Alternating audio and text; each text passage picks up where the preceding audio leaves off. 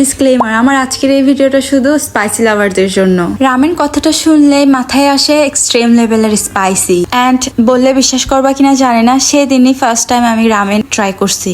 So চলো তোমাদেরকে একটু রেসিপি দেখাই। আমি অত প্রো না, বাট আমি যেভাবে বানাইছি অনেক বেশি মজা হয়েছে, ওইটাই তোমাদের সাথে একটু শেয়ার করি। প্রথমে তোমরা রামেন নিয়ে নিবা, যত এক্স খেতে চাও তত এক্সের রামেন নিয়ে নিবা। তারপর সেটাকে গরম পানিতে একদম সিদ্ধ করে ফেলবা, আবার বেশি সিদ্ধ করে দরহিচ্ছে করে ফেলিও না একদম। দেন রামেনটা সিদ্ধ হইতে হইতে তোমরা আরেক পাশে একটা ডিম পোস্ট করে নিবা। দেন ওই ডিম পোস্টের ফ্রাইং প্যানটাতেই অল্প পরিমাণে সয়াবিন তেল দিয়ে 2 কোয়া রসুন কুচি কুচি করে ভেজে নিবা। সামান্য পরিমাণে টমেটো সসও দিয়ে নিবা। দেন রামেন গুলো সিদ্ধ হয়ে আসলে একটা বাটিতে নিয়ে নিবা, তাড়াতাড়ি নিয়ে নিবা, বেশি দেরি করলে কিন্তু দরহিচ্ছে হয়ে যাবে একদম। ওই যে কিছুক্ষণ আগে রসুন সসের একটা পেস্ট বানাইছিলাম না, ওইটা গরম গরমই একদম এই রামেনের উপর ঢেলে দিবা। দেন একদম ভালোভাবে নেড়ে চেড়ে মিশিয়ে নিবা। রামেনের ভিতরে তোমরা একটা সস পেয়ে যাবা। আসলে এই সসটার জন্য রামেন এত বেশি সেলিব্রিটি। এই সসটা ছিঁড়ার সময় খুবই কেয়ারফুলি ছিঁড়বা, এই সসটা অনেক বেশি dangerous.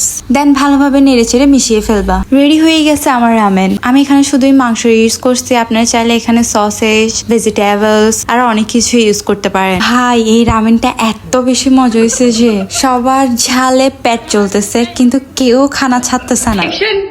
Please reaction. Please reaction. Sorry bro, তোমার রিয়েকশন গুলো শেয়ার না করে থাকতে পারলাম না।